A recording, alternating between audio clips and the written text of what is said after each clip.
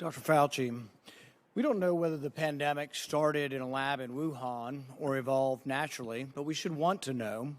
3 million people have died from this pandemic, and that should cause us to explore all possibilities. Instead, government authorities, self-interested in continuing gain-of-function research, say there's nothing to see here. Gain-of-function research, as you know, is juicing up naturally occurring animal viruses to infect humans. To arrive at the truth, the U.S. government should admit that the Wuhan Virology Institute was experimenting to enhance the coronavirus's ability to infect humans. Juicing up superviruses is not new. Scientists in the U.S. have long known how to mutate animal viruses to infect humans. For years, Dr. Ralph Baric, a virologist in the U.S., has been collaborating with Dr. Shi Zhengli of the Wuhan Virology Institute, sharing his discoveries about how to create superviruses. This gain-of-function research has been funded by the NIH. The collaboration between the U.S. and the Wuhan Virology Institute continues. Doctors Baric and Shi worked together to insert bat virus spike protein into the backbone of the deadly SARS virus, and then use this man-made supervirus to infect human airway cells. Think about that for a moment. The SARS virus had a 15% mortality. We're fighting a pandemic that has about a 1% mortality. Can you imagine if a SARS virus that's been juiced up and had viral proteins added to it, to the spike protein, if that were released accidentally? Dr. Fauci, do you still support funding of the NIH funding of the lab in Wuhan? Senator Paul, with all due respect, you are entirely and completely incorrect that the NIH has not ever and does not now fund gain-of-function research in the Wuhan Institute Do they fund of Virology. Dr. Baric? We do not fund. Do you fund Dr. Baric's gain-of-function research? Dr. Barrett does not doing gain-of-function research, and if it is, it's according to the guidelines, and it is being conducted in North Carolina, not You don't think inserting in China. a bat virus spike protein that he got from the Wuhan Institute into the SARS virus is gain-of-function? That is You would not be in the minority because at least 200 scientists have signed a statement from the Cambridge Working Group saying that it is gain-of-function. Well, it is not. And if you look at the grant and you look at the progress reports, it is not gain-of-function, despite the fact that people tweet that. So do you still support sending money to the Wuhan Virology Institute? We do not send money now to the Wuhan Virology Do you support Institute. sending money? We did, under your tutelage. We were sending it through EcoHealth. It was a sub-agency and a sub-grant. Do you support that the money from NIH that was going to the Wuhan Institute? Let me explain to you why that was done. The SARS-CoV-1 originated in bats in China. It would have been irresponsible of us if we did not investigate the bat viruses and the serology to see who might have been infected. Or perhaps it would be China. irresponsible to send it to the Chinese government that we may not be able to trust with this knowledge and with this incredibly dangerous viruses. Government scientists like yourself who favor gain-of-function research. I don't favor gain-of-function research in China. You are saying things that are not correct. Government defenders of gain-of-function, such as yourself, say that COVID-19 mutations were random and not designed by man. But interestingly, the technique that Dr. Baric developed forces mutations by serial passage through cell culture that the mutations appear to be natural. In fact, Dr. Baric named the technique the no-see-em technique because the mutations appear naturally. Nicholas Baker of the New York Magazine said nobody would know if the virus had been fabricated in a laboratory or grown in nature. Government authorities in the U.S., including yourself, unequivocally deny that COVID-19 could have escaped a lab. But even Dr. Shi in Wuhan wasn't so sure.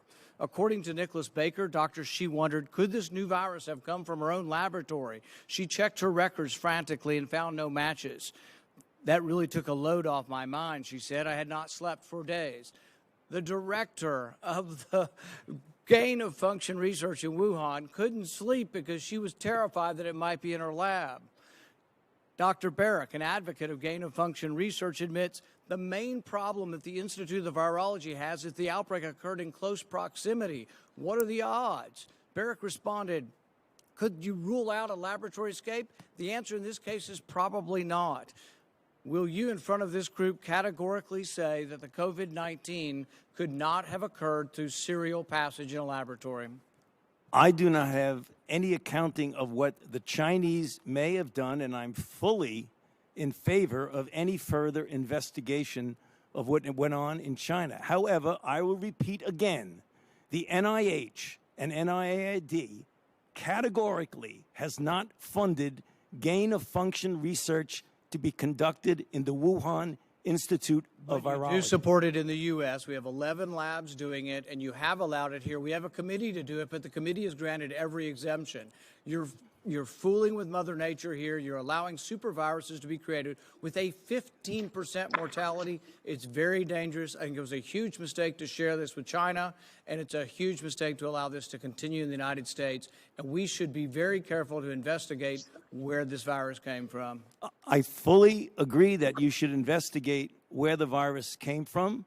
But again, we have not funded gain-of-function research on this virus in the Wuhan Institute of Virology, no matter how many times you say it, there was didn't happen. research. There was research done with Dr. Shi and Dr. Barrick. They have collaborated on gain-of-function research where they enhanced the SARS virus to infect human airway cells, and they did it by merging a new spike protein on it. That is gain-of-function. That was joint research between the Wuhan Institute and Dr. Barrick. You can't deny it. Senator Paul, your time has expired. Dr. Fauci, I will let you respond to that when we need to move on.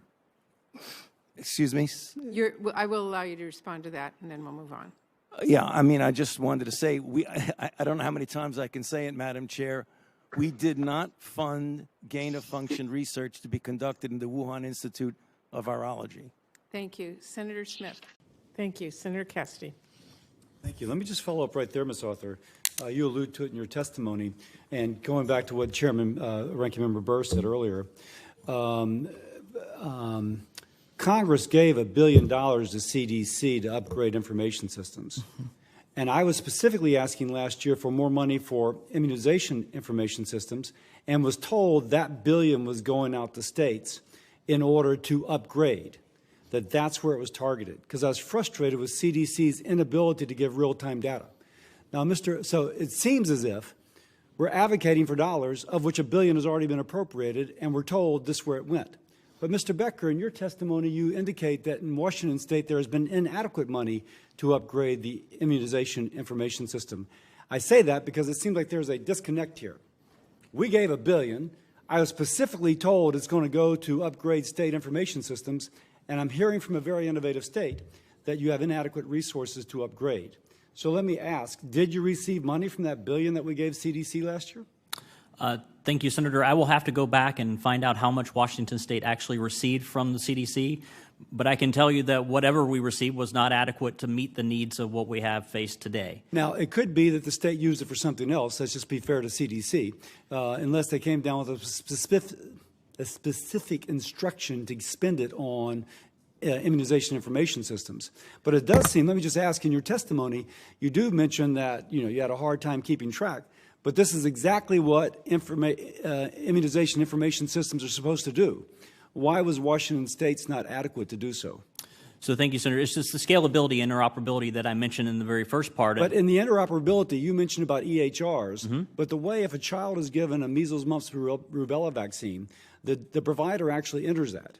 And we've had other states come in here and testify that their IIS is currently accepting adult immunizations on COVID.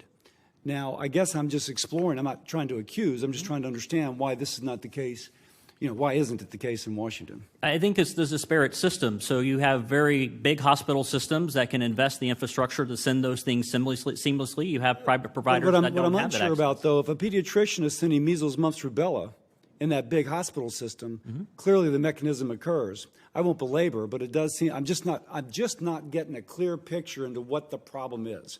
We give $1 billion to CDC. Somehow it's not happening, and yet the system works for childhood immunization, but it's not working for adult. I won't belabor.